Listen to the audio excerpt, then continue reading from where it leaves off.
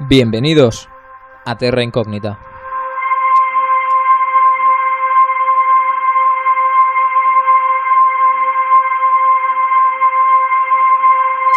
Bienvenidos una semana más, una ocasión más, una unidad de tiempo más a vuestro programa favorito de misterios, anomalías y otras tantas cosas, ¿no? Que hacemos desde, sobre todo para Radio Despí.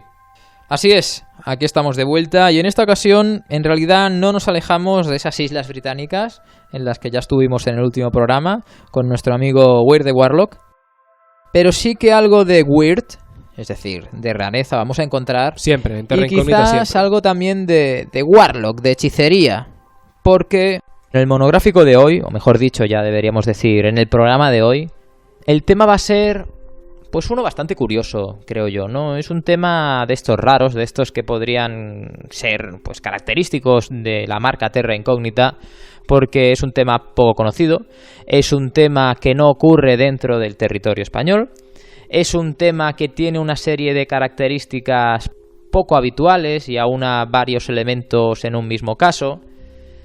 Y también, pues como no podría ser de otra manera, todo lo que voy a explicar no tiene por qué ser cierto. De hecho, seguramente hay muchos puntos que no lo sean, ¿no?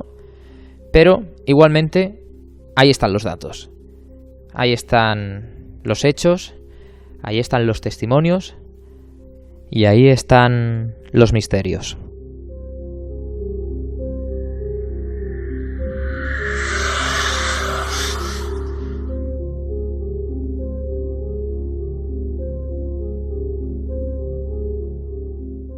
Y como he dicho, no ocurre en España, esto ocurre en el pueblecito de Hexham, en el condado de Durham, en Inglaterra. Y para ello nos tenemos que ir a una tarde de febrero del año 1971, concretamente al número 3 de la Reed Avenue, de ese pueblo, de Hexham. En ese número 3 vivía, no sé si ya vive, puede que se hayan mudado, la familia Robson, formada por un matrimonio y sus dos niños, Colin, de 11 años, y su hermano más pequeño, Leslie. Pues bien, como decía, esa tarde de febrero del año 1971, estos dos hermanos estaban, como de costumbre, en el patio trasero de su casa, en ese jardín que tenían, jugando. Y en esa ocasión, pues el juego consistía en escarbar, a ver qué encontraban bajo tierra. Quizá alguna lombriz, quizá algún hueso de algún animal que años atrás había fallecido, quizá algún Pokémon. Si hubieran encontrado un Pokémon estaríamos hablando de un Opart, pero no. Estamos hablando de una cosa aún más rara, porque en realidad lo que descubrieron aquellos dos hermanos fueron unas extrañas cabezas que dieron mucho que hablar en aquellos años.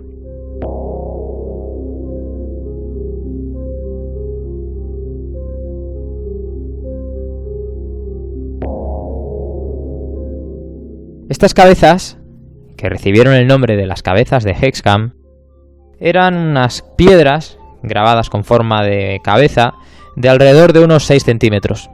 Más o menos, para que os hagáis una idea, del tamaño de una pelota de béisbol, quizá. Pues bien, no se descubrieron, digamos, las dos simultáneamente, sí en el mismo día, sí en el mismo instante casi, ¿no? Pero primero se descubrió una, que era la que se conoce o se conoció, porque, ya lo digo, actualmente estas cabezas están desaparecidas. Esta primera que se descubrió recibió el nombre de El Chico y representaba como una especie de calavera. Tampoco es una calavera, ya veréis en las imágenes cuando las pongamos, sino más bien pues un rostro quizás algo famélico, pero que claramente de sexo masculino, era de sexo masculino. Y esta piedra era de una tonalidad verdosa y tenía por su superficie así diseminados una serie de pequeños cristalitos de cuarzo.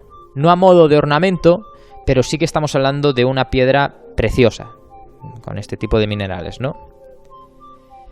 Esta piedra, esta cabeza de Hexham, que recibía el nombre de El Chico, la verdad es que era bastante compacta, bastante pesada. Más pesada y más dura que el cemento, por ejemplo.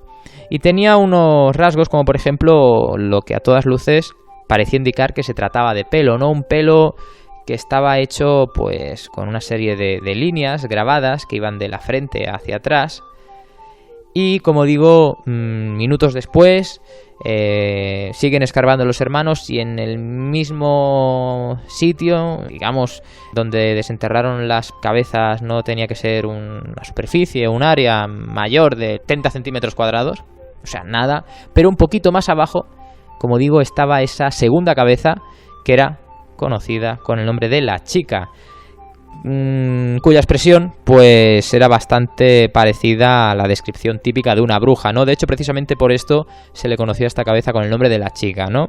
Y era curioso porque a diferencia de la anterior, esta tenía como unos ojos más saltones y tenía también una forma, lo que correspondería a la parte del pelo, que además, pues muy curioso, y siguiendo con esto de la descripción de una bruja, era como si tuviera el pelo recogido en un moño. Y concretamente en este pelo había lo que parecían trazas de que antiguamente esta cabeza había estado pintada con colores amarillos y rojos. Y bueno, quizás estas cabezas hubieran podido formar parte de algún cuerpo, de dos cuerpos, en algún, por ejemplo, altar o algún tipo de... ya lo veremos, o no. Pero no se encontró nada más, ni se encontró un pie, ni un bracito, nada, ninguna otra parte del cuerpo, solo estas dos cabezas. Estas dos cabezas, que en principio no tendrían que tener más repercusión que la que se produjo aquella tarde en la casa de la familia de los Robson, pero como digo, y por ello estamos haciendo el programa, sí, dieron mucho que hablar y quizás hicieron cosas que nadie esperaba.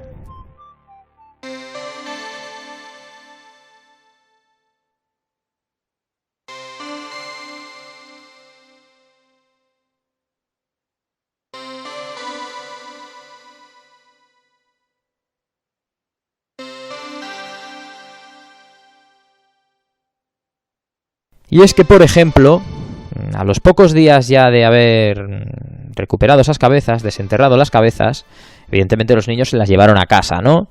Y como digo, pues empezaron a pasar una serie de extraños fenómenos. Básicamente lo que viene siendo, ya os lo imagináis, pues ese tipo de fenomenología conocida como poltergeist.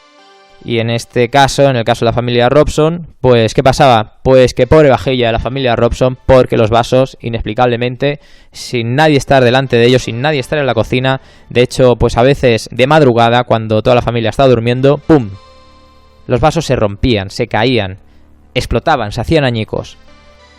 Siguiendo con esto de los cristales, era curioso porque hubo un día... Creo que no lo dije, ¿no? Creo que dije que solo a la familia está formada por los padres y los dos niños, pues no, había también una hermanita. Bueno, pues un día, como digo, la cama de la hermana, de repente, así porque sí, quizás lo que voy a decir ahora fuera una travesura de los niños, viendo la fenomenología que estaba ocurriendo en su casa, pues en la cama de la hermana, ahí encima, de repente, del vacío, como decimos aquí, y nunca mejor dicho, aparecieron una serie de cristalitos rotos, ahí esparcidos, que la verdad es que pues no tuvo que hacer ninguna gracia, ¿no? Y propiamente hablando de las cabezas, de esas dos cabecitas de 6 centímetros, el chico y la chica, el chico y la bruja, ¿no? Pues estas también hacían sus cositas raras. ¿Y a qué me refiero por cositas raras? Pues que era curioso que las habían dejado encima de una repisa que daba a una ventana. Y siempre estas cabezas, aunque las dejaran mirando, digamos, para el frente de la habitación, al día siguiente, cuando de nuevo iban a verlas otra vez, estas cabezas se habían girado, y no se habían girado una para la derecha, que te digo yo, 30 grados, y la otra para la izquierda 10, o lo que sea, sino las dos se habían girado hacia la misma dirección. De hecho, llegaron a pensar la familia Robson ante este fenómeno que era como si aquellas cabezas estuvieran mirando algo, señalando algo muy concreto, algo que en realidad pues parecía no ser nada, o parecía no indicar ninguna parte, porque era pues el infinito, ¿no? Era muy difícil de averiguar si es que realmente apuntaban a algún lugar en concreto. Pero lo que sí también era curioso, y seguramente lo más curioso de toda esta fenomenología que se estaba produciendo en la casa de los Robson, es que en aquella pequeña área, que como he dicho, pues no tendría más de unos 30 centímetros cuadrados, donde los niños habían descubierto aquellas extrañas cabezas, a los pocos días emergió una plantita que también a los pocos días floreció, una plantita que, bueno, yo no he llegado a profundizar mucho en este detalle, pero que entiendo que no era una planta habitual de la zona y que, como digo, lo más curioso es que por la noche aquella planta parecía emitir un cierto fulgor, era una especie como de planta espectral, no lo sé, una planta luminiscente, lo que fuera, pero no me negaréis que es curioso que en ese terreno donde se han desenterrado las cabezas, en esa precisa área, emerge una planta sobrenatural.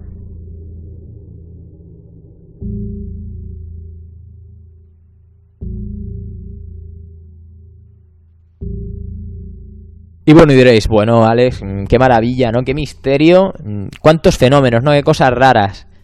No es nada nuevo. Lo que nos cuentas, pues, habéis contado varios casos parecidos de casas que se han visto, pues, asoladas por ese tipo de fenómenos. Pues lo que viene siendo un poltergeist de toda la vida, ¿no? Porque tampoco lo veo que tenga nada de particular. Simplemente, pues eso, objetos que se mueven, portazos, objetos que caen, objetos que se desplazan. Sí, no sé, no tiene a priori nada de... El poltergeist clásico, efectivamente. Pero eso era lo que ocurría en la casa de la familia Robson. ¿Qué ocurriría después, días después, justo al lado, en casa de sus vecinos?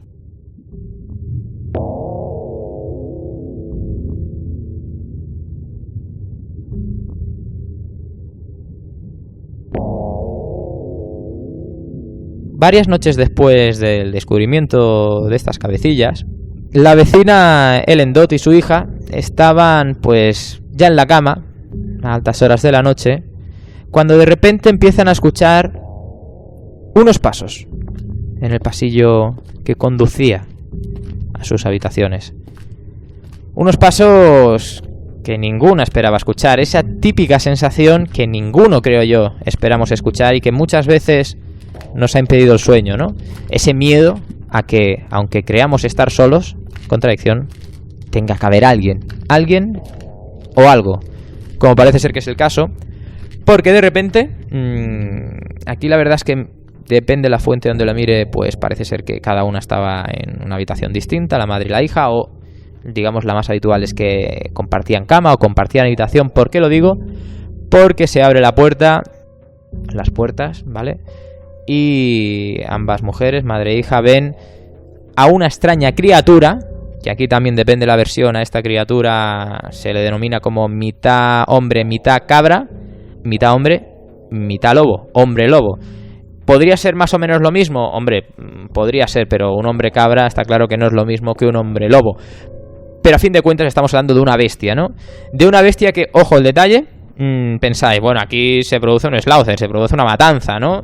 Este bicho se la cepilla, entendedme, de manera sangrienta, ¿no? Violenta, muerte. No amigos, no amigas. ¿Por qué digo esto? Pues porque, como en muchos otros casos, aunque no sé si se tiene que aplicar la misma lógica a esta situación, es como si de repente esta criatura entre en la habitación, pim, hola, ¿me habéis visto? Soy un monstruo increíble, inconcebible, os estáis cagando de miedo, lo sé, ¿vale? Pues ahora me voy. Y es que, pues, así sucedió. Las dos mujeres ahí, pues, estupefactas, aterrorizadas, pero de repente, oye, que aquel bicho, fuera lo que fuera, tan tranquilo, se da media vuelta, se pone a andar otra vez por el pasillo, lo escuchan perfectamente cómo baja las escaleras hacia la planta inferior, y lo escuchan perfectamente con un sonido muy característico, ¿no? Que es un sonido como, no de una pisada seca, sino como de una pisada acolchada, como si fuera un animal con esas pezuñas peludas y con esos refuerzos, con ese acolchamiento, no sé cómo decirlo, ¿no? Pero ya me entendéis.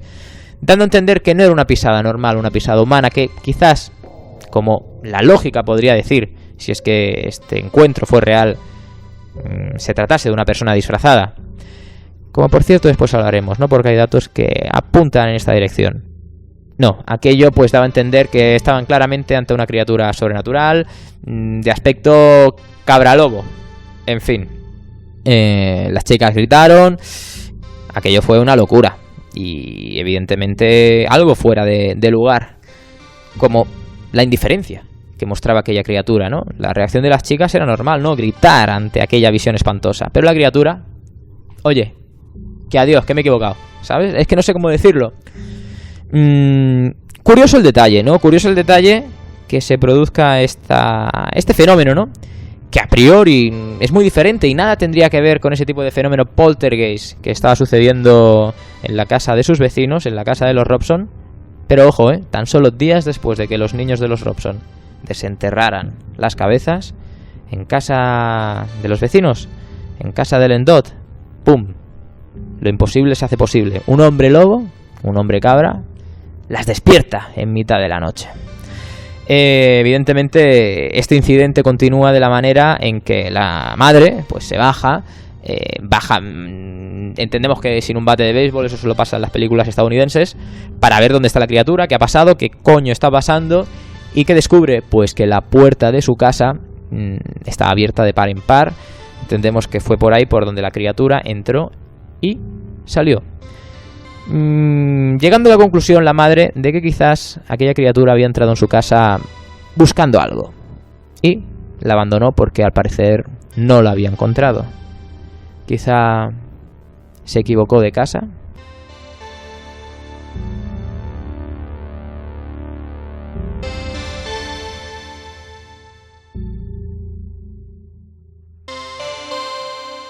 Pero ojo el detalle, un hombre lobo.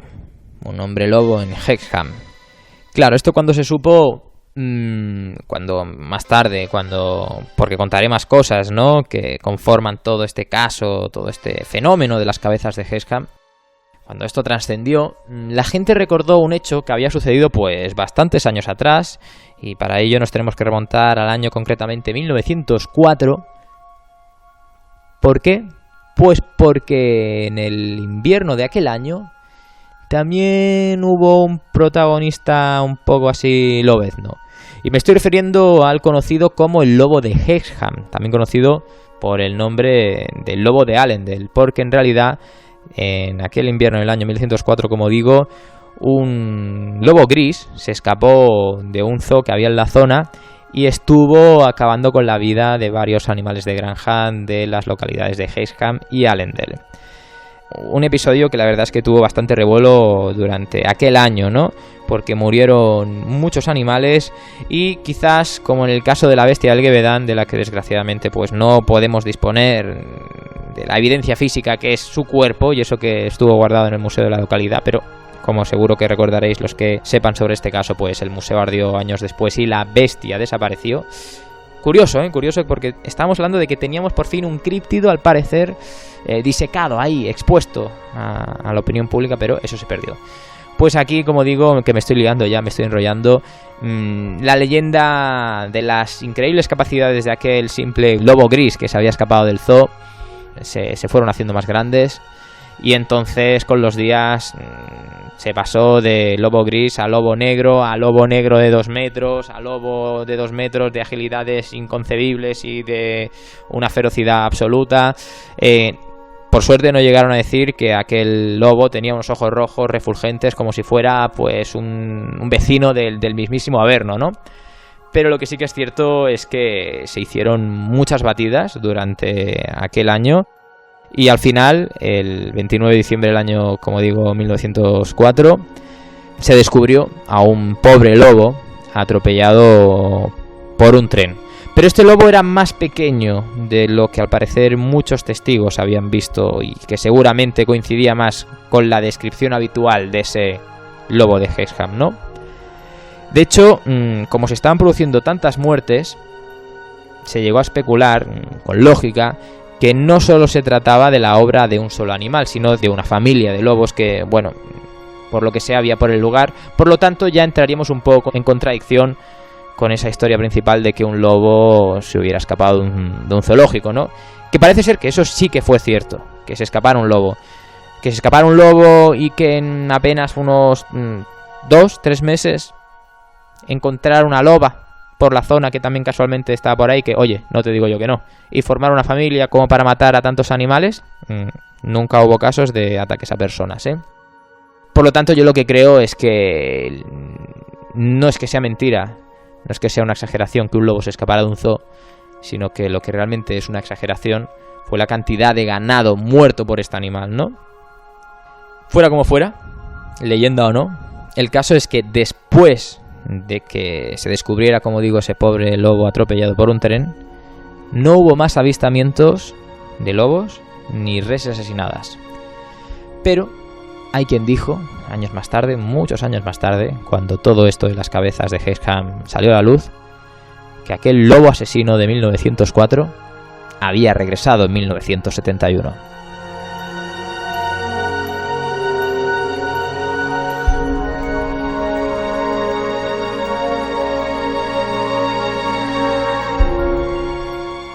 Pues seguimos con la historia de las cabezas y el nuevo episodio de todo este caso sucede cuando meses más tarde del descubrimiento hay un señor que ya pues esto se está haciendo cada vez más popular y realiza unos esbozos, unos dibujos de las cabezas. Este señor es un tal Roger Miquet y bueno, estos dibujos acaban llegando a manos de la investigadora de los cultos celtas Anne Ross, que vivía en Southampton, también allí en Inglaterra, ¿no?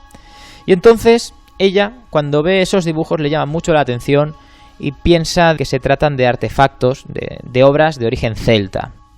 Así que decide investigar estos, podríamos decir, a priori, restos arqueológicos y se dirige a casa de la familia Robson. Sobre todo, decide por investigarlos, eso se supo después, ¿no? Porque le llamó mucho la atención el testimonio de la vecina de los Robson, el que acabamos de explicar de aquella incursión en la madrugada del hombre lobo. Al parecer este fue un tema que le llamó mucho la atención y también esta experta en los cultos celtas relacionó las cabezas con la aparición de aquel hombre lobo, ¿no? O de aquel hombre cabra, de aquel lo que fuera. El caso es que llegó a la conclusión de que quizás aquellas dos cabezas desenterradas por los niños del matrimonio Robson eran objetos celtas malditos y que contenían una maldición que por lo que sea, por lo visto, ¿no?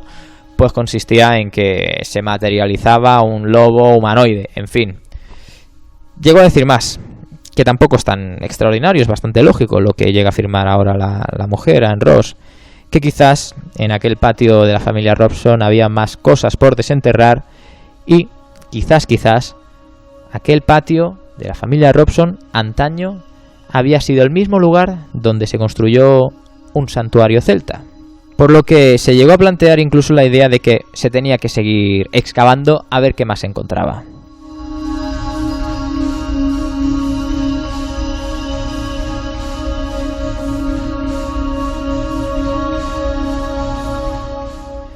Y es que Anne Ross, como he dicho, pues era una auténtica estudiosa de todos los cultos celtas, de la cultura celta de las Islas Británicas. Y por ejemplo, en un libro que publicó en el año 1967, titulado La Britannia Celta, por ejemplo, en la página 61, en relación a esto de las cabezas, podemos encontrar una definición que hace respecto a la concepción de cómo los celtas concebían las esculturas de cabezas, y lo definía de la siguiente manera, ¿no? Dice: las cabezas humanas eran consideradas por los celtas como un ser simbólico de la divinidad y de los poderes del otro mundo. Y también, al parecer, en esa misma obra se hacía referencia, curioso el detalle, que no es baladí, de que cabezas celtas, restos arqueológicos de esculturas celtas que representaban cabezas, se habían encontrado en varios jardines de casas de Inglaterra. Es decir, en un libro publicado 4 años antes de que se descubrieran las cabezas de Hexham, ya se hablaba de hallazgos parecidos.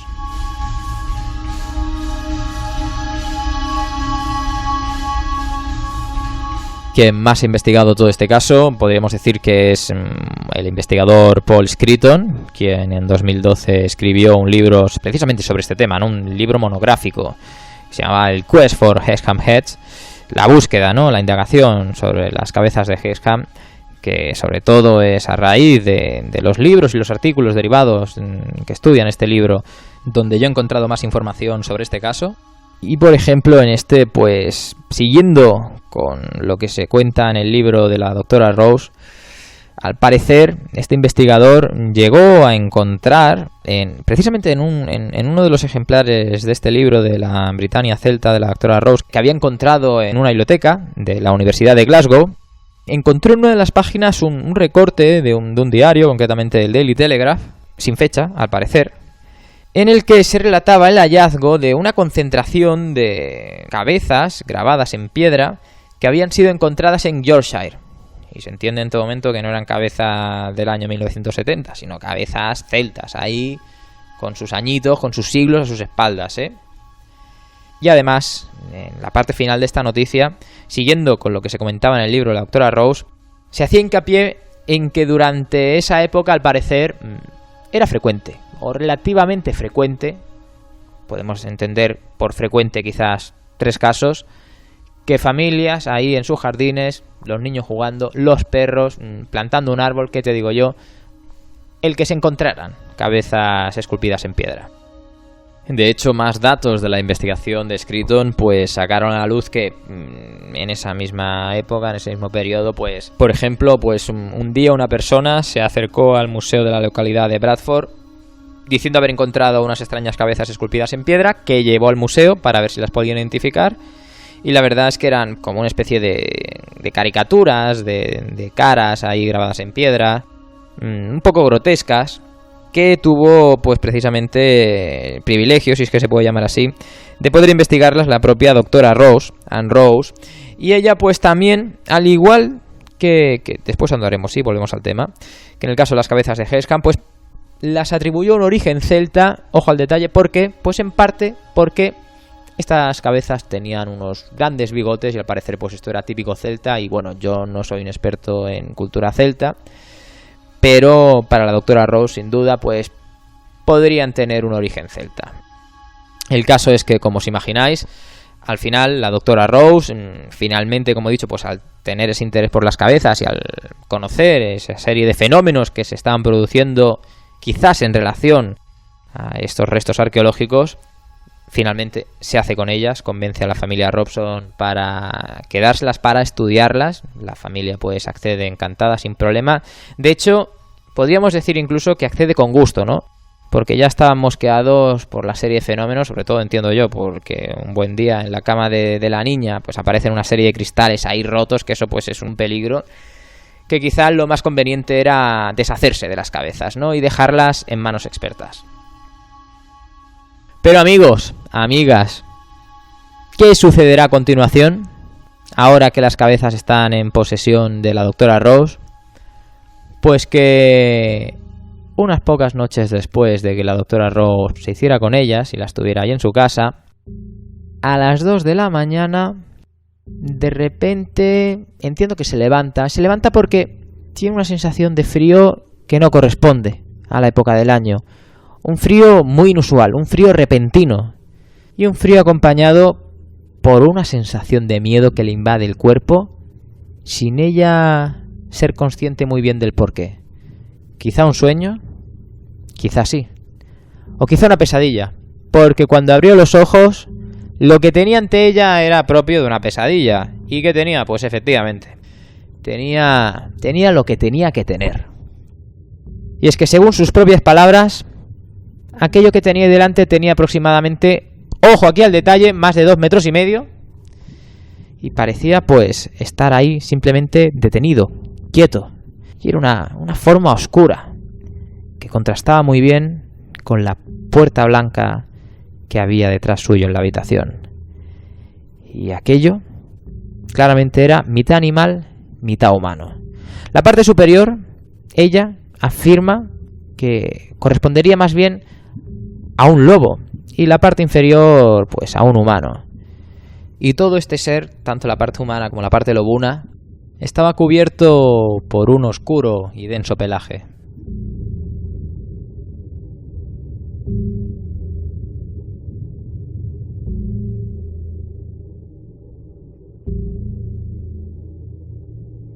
Y ojo aquí el detalle, que como en el caso de los vecinos de los Robson, cuando el lobo ya pues se deja ver, que parece, no sé si antes hice hincapié, ¿no? Pero con muchos casos de humanoides, ¿no? que es como si estas entidades simplemente se dejaran ver por el mero hecho de dejarse ver. Pues bien, oye, que cuando ya se ha dejado ver el lobo por parte de la doctora Rose, se da media vuelta. Entiendo que la puerta estaba, ¿no? Por lo que he dicho del contraste de la puerta blanca, estaba cerrada, la abre. Que dices, ¿cómo has entrado, campeón? Materialización espontánea, todo es posible en el mundo del misterio, ¿no?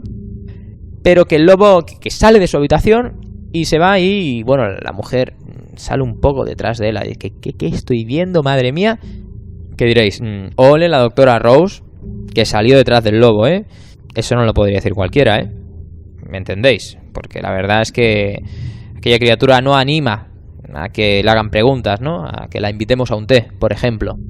Y entonces, como digo, pues la doctora sale detrás de este lobo, de este hombre lobo, y no lo ve ahí en el pasillo, y como en el caso anterior, escucha que está bajando las escaleras, con lo que va hacia las escaleras, efectivamente ve que el lobo está bajando las escaleras, que se va por la puerta, la mujer lo sigue, y aquella criatura, fuera lo que fuera, desaparece por la parte trasera de su casa, perdiéndose entre el vecindario, en el bosque, lo que fuera. Estamos hablando de Southampton, no de Hexham, localidades separadas por varios kilómetros. Sí, es el mismo país. Sí, quizás sea la misma zona, ahora mismo no lo sé. Pero no es el mismo caso que os acabo de explicar. Son dos los testigos diferentes los que lo protagonizan, dos casas separadas en espacio y tiempo, pero el fenómeno es el mismo. Un hombre lobo, en este caso pues también sube unas escaleras, entra en el dormitorio principal donde está el testigo y se deja ver, y cuando se deja ver por el testigo se acojona y el lobo se va. El hombre lobo se va y adiós, muy buenas, aquí no ha pasado nada, no te rompo nada. ¿Qué es lo que hay en común en ambos casos, además de la visión de ese extraño ser? En efecto, que mientras este ser se paseaba por sus casas, aquellas dos extrañas piedras, aquellas dos extrañas cabezas del hombre, del chico y de la bruja estaban en el inmueble.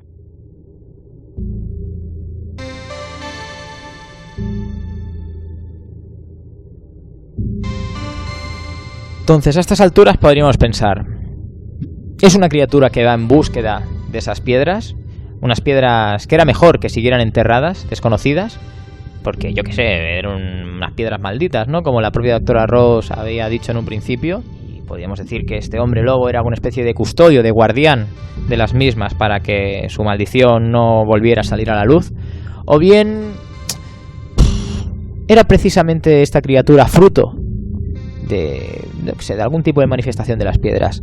Como fuera, hay otro caso de avistamiento de esta criatura en casa de la doctora Rose, pero no protagonizado por la propia doctora Rose, sino por la hija de esta, que cuando llegan sus padres una noche, el padre, por cierto, el marido de la doctora Rose, un tal Richard Fickham, que era arqueólogo, se encuentran a su hija en un estado de estrés pues muy fuerte, casi en estado de shock, y le dicen, bueno, hija, ¿qué te ha pasado? ¿Qué te ha pasado? ¿Por qué estás así? Y la hija les cuenta que había llegado esa noche de fiesta y, ojo al detalle, empieza a abrir la puerta principal con la llave que tenía, con la llave de siempre, ¿no? Claro. Dando a entender, evidentemente, aquí es donde voy, que la puerta estaba cerrada, que nadie había podido entrar sin una llave. ¿Y qué se encuentra la hija nada más entrar? Pues que bajando las escaleras ahí estaba otra vez. Y entiendo que quizá la madre no le había dicho nada, ¿eh? Pero ahí estaba otra vez ese hombre lobo.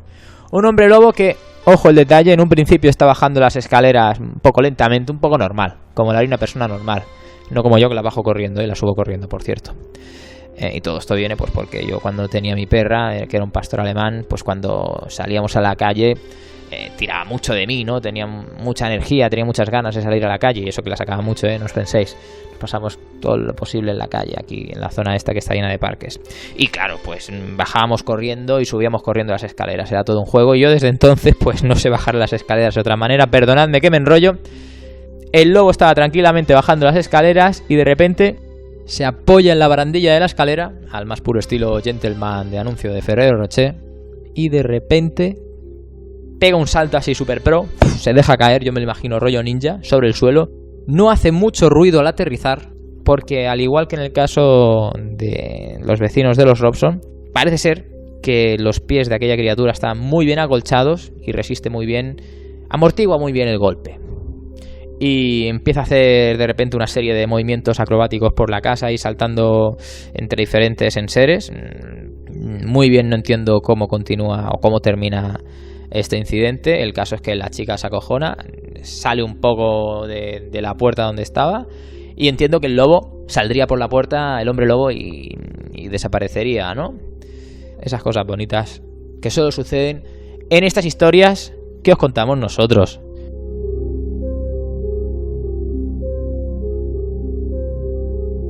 Atención, hagamos una recapitulación hasta el momento de los fenómenos paranormales, de las visiones extrañas asociadas, o que se producen, mejor dicho, desde que aquellos dos niños de la familia Robson desenterraran aquella tarde de febrero del año 1971.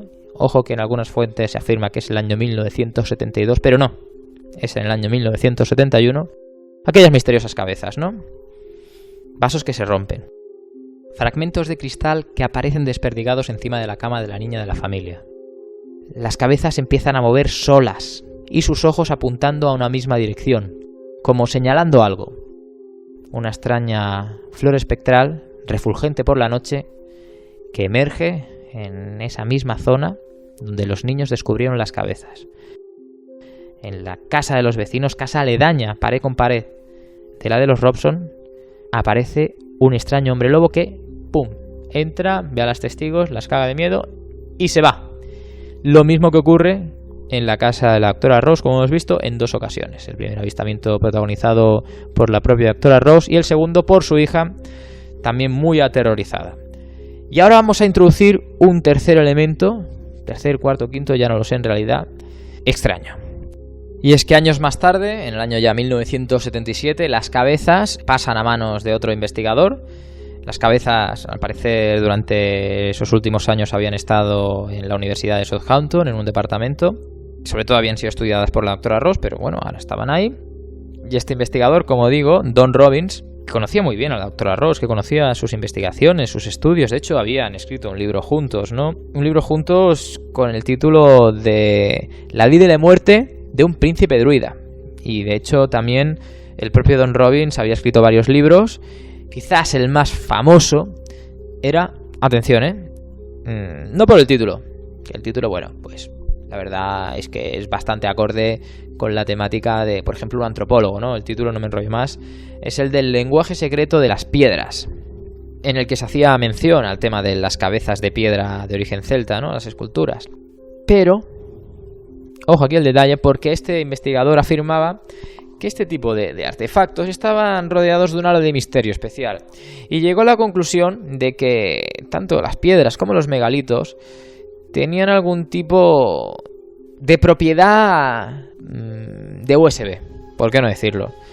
Porque este hombre pensaba que la piedra podía registrar eventos y emociones humanas, y que estos podían ser reproducidos, vueltos a experimentar, proyectados, no lo sé. Eran como especie de soportes de grabación de este tipo de experiencias, ¿no? Es decir, una locura. Las pruebas que aporta para afirmar esto, pues son pruebas bastante subjetivas y de las que no hay ninguna evidencia empírica, como no podía ser de otra manera, ¿no? Pero oye, que el hombre lo dice, ¿no? Y cuando se hizo con las piedras, que se las llevó para analizarlas, lo que más le llamó la atención es que en varias ocasiones, cuando las piedras estaban cerca de aparatos eléctricos, microondas, ¿vale?, televisiones, estos funcionaban de manera anómala, emitían interferencias o bien directamente dejaban de funcionar cuando estaban encendidos, o al contrario. Y también recuerdo un día que mientras transportaba las piedras en su vehículo, de repente ¡pum!, dejó de funcionar, nada más introducir las piedras en el asiento del copiloto, entiendo. Y es que tenía el coche encendido, listo ya para partir, metió las cabezas de piedra dentro y el coche, oye, que se apagó curiosamente en ese momento, ¿no? Y también sufrió otra serie de fenómenos, ¿no? Su perro, cuando veía las cabezas, entiendo que las vería una o dos ocasiones como máximo, porque lo que os voy a decir, evidentemente, conlleva eso, que el perro se aleje de las cabezas. Pues que el perro se ponía muy nervioso hasta el punto de que les pegaba bocados a las cabezas, como si fueran pues una cosa mala, maligna, que tenía que destrozar y proteger a su dueño de ellas, ¿no? Pero quizás lo que más le llamó la atención, pero ojo al bagaje científico que tenía aquí el colega, ¿no? Todo eso que he dicho de que las piedras, los megalitos, eran dispositivos de almacenamiento de memorias del pasado, pues este hombre, Don Robbins, llegó a afirmar que en un momento dado la cabeza de la mujer, la cabeza de la bruja, era como si aquellas cuencas vacías de repente le estuvieran mirando muy intensamente. En fin, después de que las tuviera Don Robbins, las piedras pasaron a otro investigador llamado Frank Hyde, el cual las quería estudiar para realizar en ellas una serie de experimentos de radioestesia. Y finalmente las piedras pues se perdieron. No se supo qué hizo Frank Hyde con ellas, pero el caso es que con este hombre se perdió el rastro hasta el día de hoy de estas dos cabezas, del chico y de la bruja.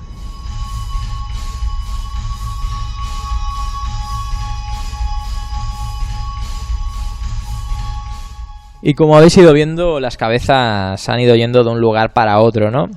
Se dice, esto quiere decir que no está comprobado, yo al menos no he podido profundizar lo suficiente, evidentemente no más que Paul Scruton, que es el auténtico experto en este tema del cual yo he sacado toda la información, o casi toda la información.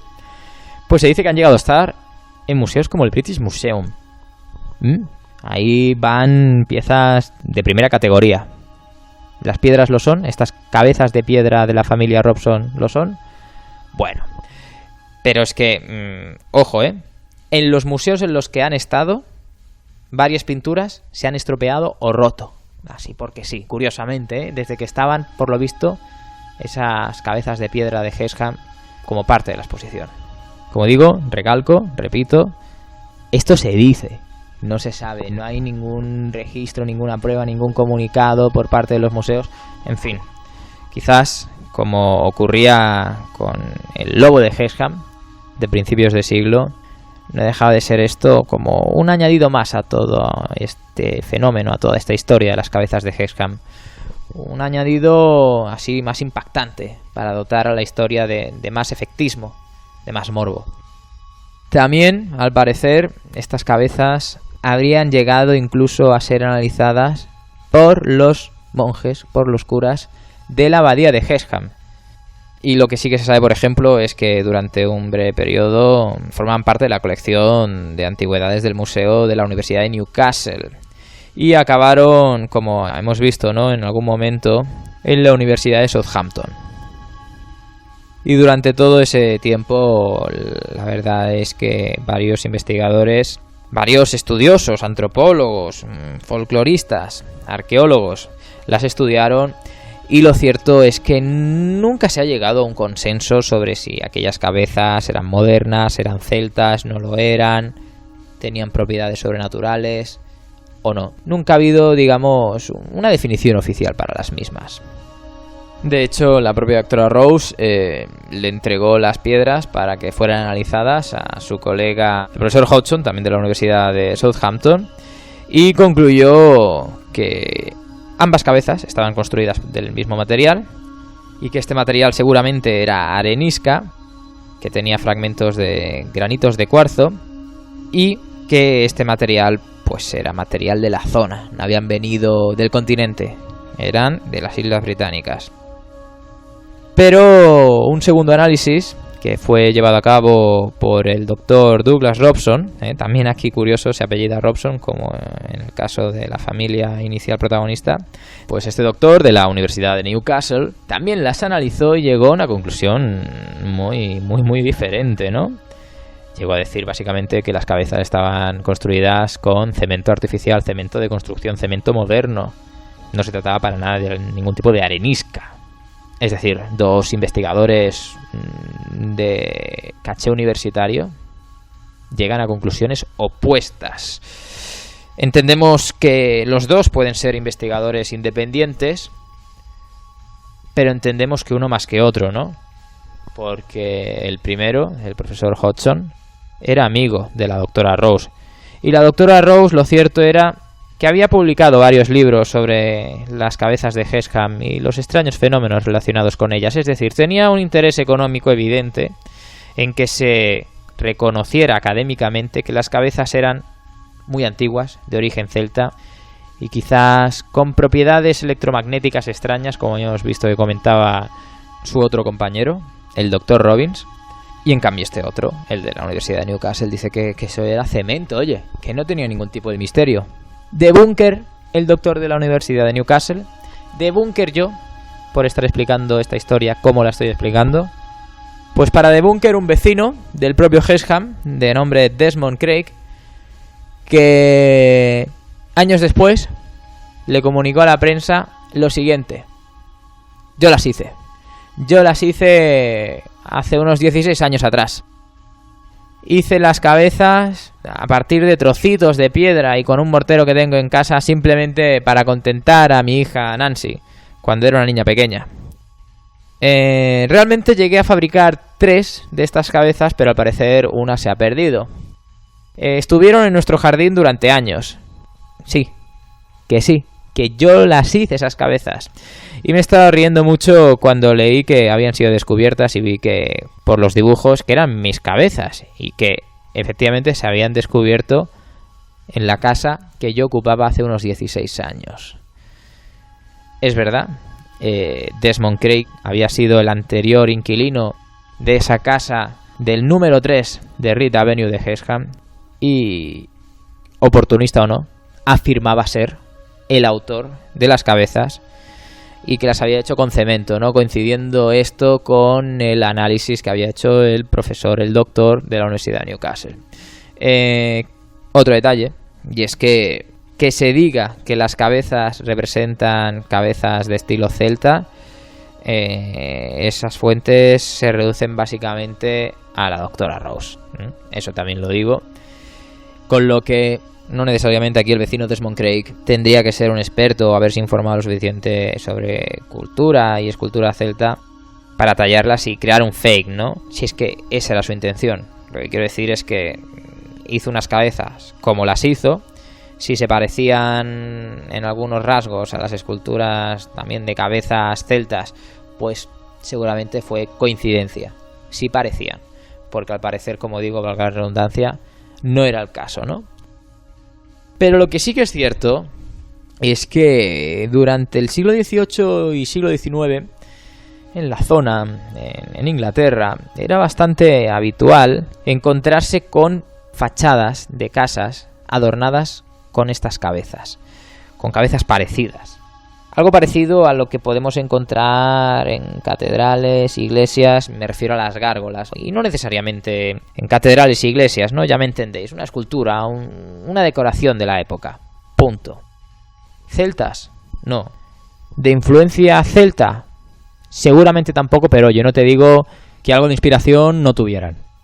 Hombre, esa es una costumbre que es bastante común, la verdad. Y, por ejemplo, en muchos pueblos de España, bueno, no me voy aquí a pillar los dedos, voy a decir que en muchos pueblos de Cataluña, sobre todo de la parte más montañosa, incluso no solo en época moderna, sino también en edificios de época medieval, en antiguas iglesias, ermitas y demás, ya había costumbre de poner esa especie como de cabezas, a veces un poco abstractas, que algunas a mí siempre me han recordado un poco casi como a Grace o a humanoides, puestas ahí, sí, pues en la entrada de las casas, ¿no?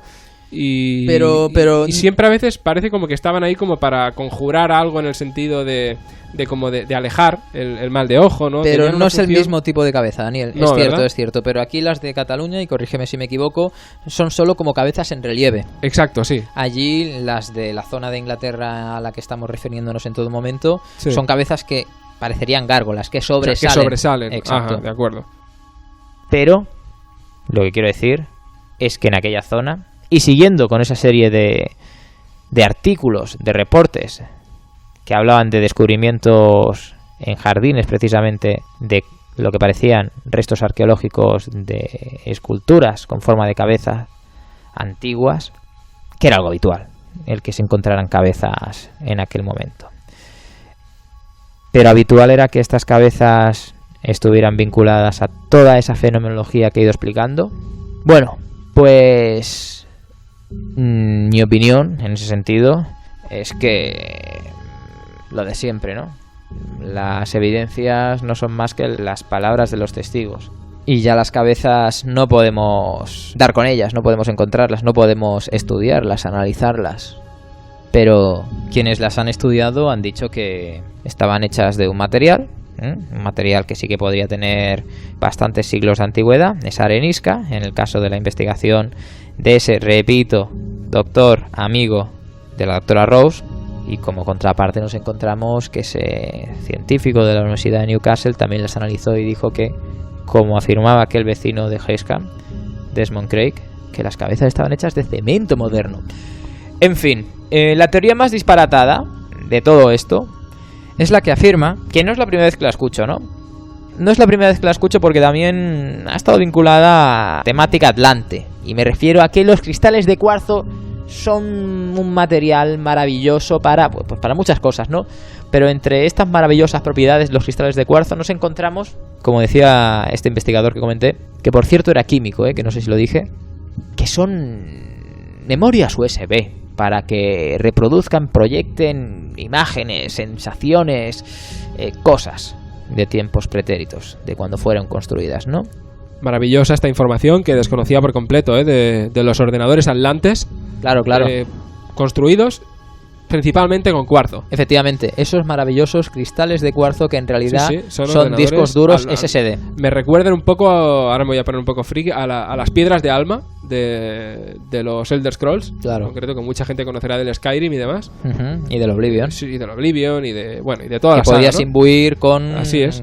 magia para gastar Estaremos en tus hablando armas. Casi un poco de eso, ¿no? No, más bien estaríamos hablando de algún tipo de proyector. Tienen data. De proyector Sony. ¿Sabes? Más bien. Es increíble. Más que de eso. Yo me encantaría saber la fuente, ¿no? De dónde ha conseguido la información. Daniel, por favor. El registro acásico. Pues yo es que como no tengo acceso, no tengo la membresía. No puedes corroborar. Cosas maravillosísimas. Y recordáis que al principio dije que sí, que quizás había algo que pudiera justificar que lo que vio la vecina de los Robson fuera un hombre disfrazado de cabra o de hombre lobo. ¿Sí? ¿Lo recordáis?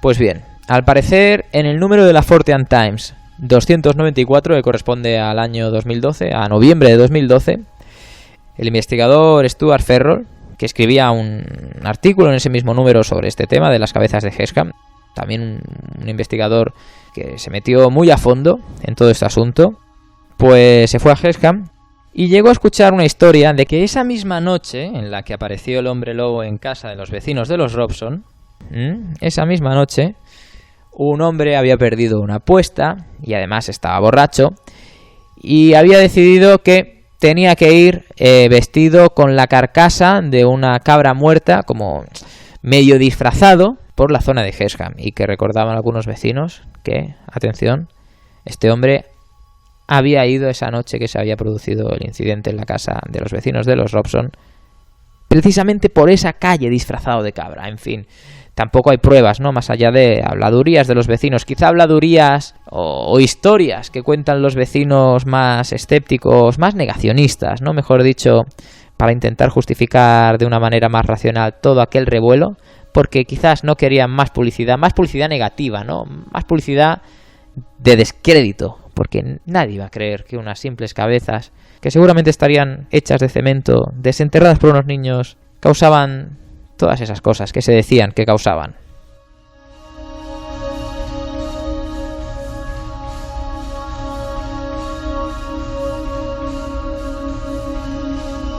El caso es que, como ya he dicho, solo nos quedan los testigos, informes de doctores universitarios sobre las mismas que apuntan a conclusiones opuestas y, lo más importante, ya no tenemos esas cabezas.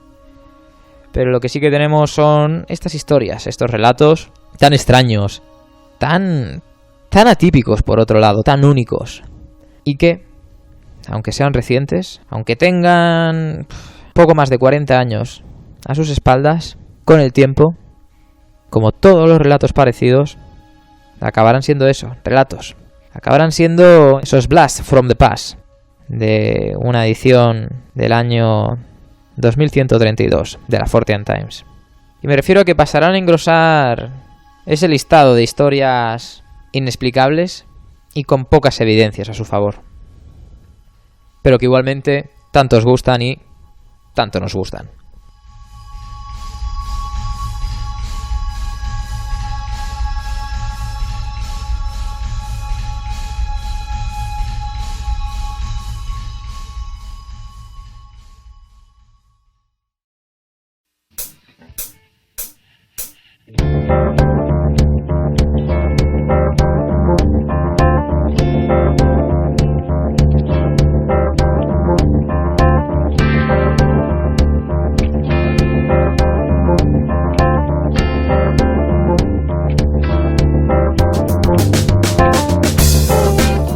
Y habiendo terminado con el monográfico, toca despedirnos y empezando por el mail, como es ya clásico. Daniel, ¿cuál es? terraincognita.radio@gmail.com. También tenemos el blog.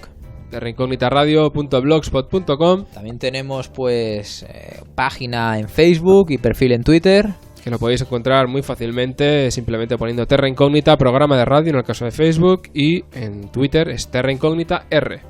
Y también estamos en, evidentemente, www.evox.com, la página de podcast por excelencia de la comunidad hispanoparlante, o al menos así era el lema hace pues unos años. Ahora seguramente será otra. Al mundo vendrán. Al mundo vendrán, por ejemplo, ¿no? Podría ser ese, no lo sé.